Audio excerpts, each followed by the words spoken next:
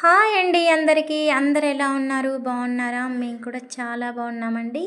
ఈరోజు వచ్చేసి నేనైతే ఈ రెసిపీతో మీ ముందుకు వచ్చేసాను. ఇది ఎంతో ఈజీగా చేసుకోవచ్చండి. మనం ఎప్పుడు ఇంట్లో చేసుకుంటేదే, ఇది కొత్తదైతే ఏం కాదు. ఇది చిన్నతనం నుంచి మేమైతే తింటూ ఉన్నదే. ఇది వచ్చేసి అయితే పిల్లలకి చాలా బలమండి. ఎదుగుతున్న పిల్లలకి పెడితే ఇంకా మంచిదండి. వీక్గా ఉన్న వాళ్ళు తింటే ఇంకా ఇంకా మంచిది.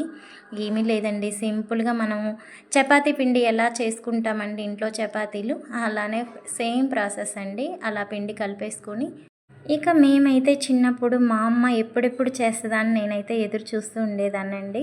చిన్నప్పుడైతే అమ్మ వాళ్ళు జొన్న రొట్టెతో, సొద్ద రొట్టెతో, గోధుమ రొట్టెలతో చేసేవాళ్ళు. ఇప్పుడైతే పిల్లలు జొన్న రొట్టెలు, ఇక అయితే జొన్న రొట్టెలు, సొద్ద రొట్టెలు అయితే పిల్లలు తినరండి. కొంచెంగా తినేసి వదిలేస్తారు. ఇలా గోధుమతో చేసిన, రొట్టెతో చేసినవి అయితే పిల్లలు బాగా తింటారు. తినని వాళ్ళు కూడా తింటారండి. మా వారికి అయితే అస్సలు తెలియదు. నేను పెళ్ళయి వచ్చిన తర్వాత మా వారికి అయితే నేను అలవాటు చేశాను. మా ఇంట్లో ఎక్కువగా మా అమ్మ వాళ్ళు చిన్నప్పుడు ఇలా చేసేవాళ్ళండి. మాకైతే తిని తిని అలవాటు అయిపోయింది. మా వారి సైడ్ అయితే అసలు ఎవరికి తెలియదు.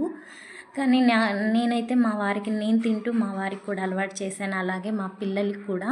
మా పిల్లలైతే ఇవైతే బాగా తింటారండి. ఇది ఎంత బలం అంటే అండి, పిల్లలు వీక్గా ఉన్నవాళ్ళు కానీ ఆపరేషన్ చేయించుకొని ఉంటారు కదండి, వాళ్ళకి పెట్టిన ఎంత బలం అంటే అండి ఇది అసలు ఒక్కసారి తిని చూడండి.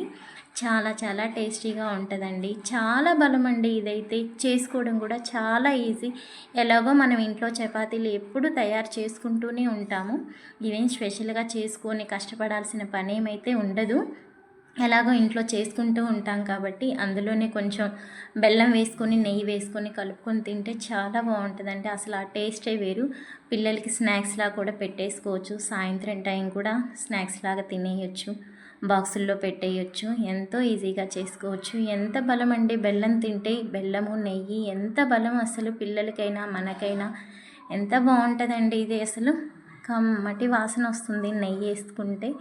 ఎంత కమ్మగా ఉంది. నాకైతే చేస్తుంటేనే నోరు ఊరిపోతుందండి. అసలు ఎప్పుడెప్పుడు అయిపోతే తిందామా అనుకుంటూ ఉన్నాను. నేనైతే అవ్వడం ఆలస్యం, నేనే ఫస్ట్ తినేసాను. ఓకే అండి, బాయ్.